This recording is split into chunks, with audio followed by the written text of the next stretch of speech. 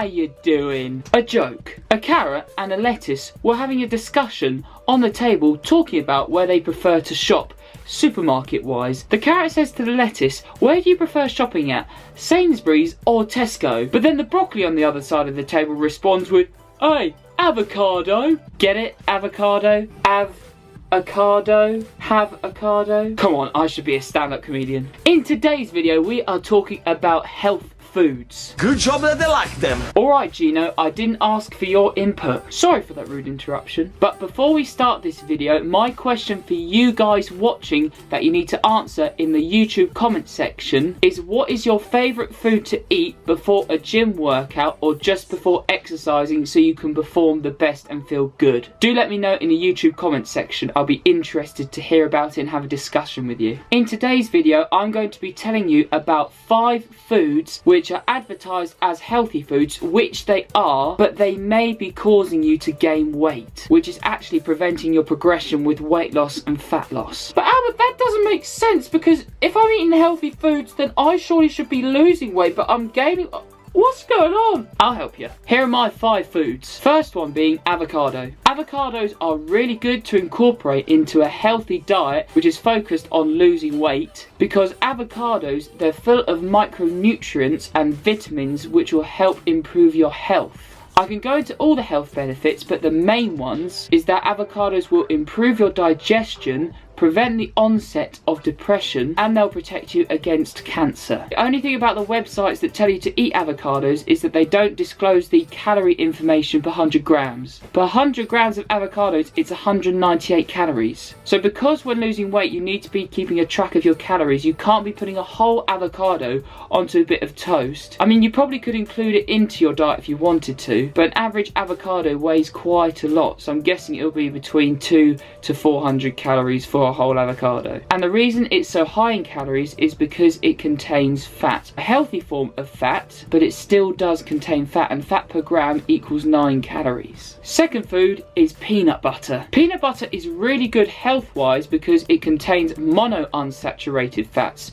which help to lower LDL cholesterol, and it will help lower the risk of heart disease in the long term. Again, peanut butter per 100 grams though contains roughly between 550 to 650 calories depending on what brand of peanut butter you purchase from your local supermarket. So when you have it on toast, don't be getting loads of tablespoons of it, but be mindful of how much you're getting out the jar by putting it on a scale and taking out the portion you want and seeing how much the scale has gone into the minus range, so you can see that number which will tell you the serving that you've had. So you may put the peanut butter jar on the scale, put it to 0, take a serving out, it will say minus 20 grams. That means you're putting 20 grams of peanut butter on toast, which will be roughly 110 calories. The third food is granola. Granola is very good because it contains oats usually. Oats are a great form of a complex carbohydrate which will give you sustainable energy throughout a long run or during a workout. You have complex carbohydrates, which is a slow releasing energy source within the body which will help keep your energy levels high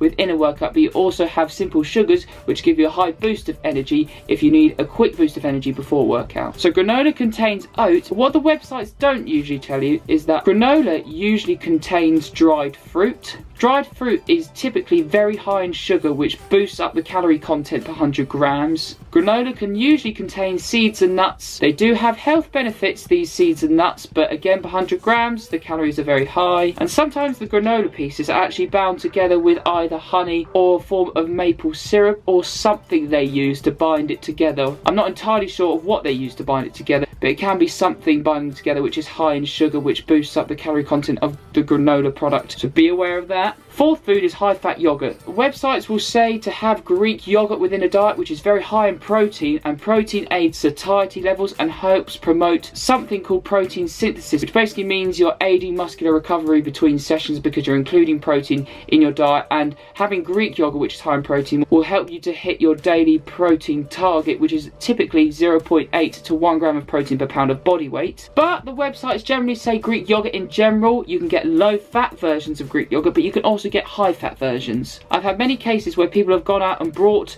back some Greek yogurt and they haven't realised about how the fat content is really high per 100 grams, and they keep slapping it on cereal and dried fruits and things like that, but they don't realise they're actually taking a lot more calories than they think they are. And the final health food is bread. Bread isn't a bad food to have within a weight loss diet, but if you're following something which just says to have 2 slices of brown bread at breakfast with banana and peanut butter, they don't actually say about how bread slices within different packets can vary in calorie content. You can get loaves of bread which are sliced up, and each slice can sometimes contain even as little as 40 calories because the loaf is very small. But you can get larger loaves of bread which have a thicker slice, and per slice the calorie content is roughly 110 calories. That's a 70 calorie difference. So you can't just read 2 bread slices and pick whatever bread slice you want. You've got to be careful of the calories. As you can tell, with all the health foods I've talked about, people are usually unaware of the calories they contain per 100 grams. So all these health foods are fine to include in a weight loss diet. You've just got to have them in moderation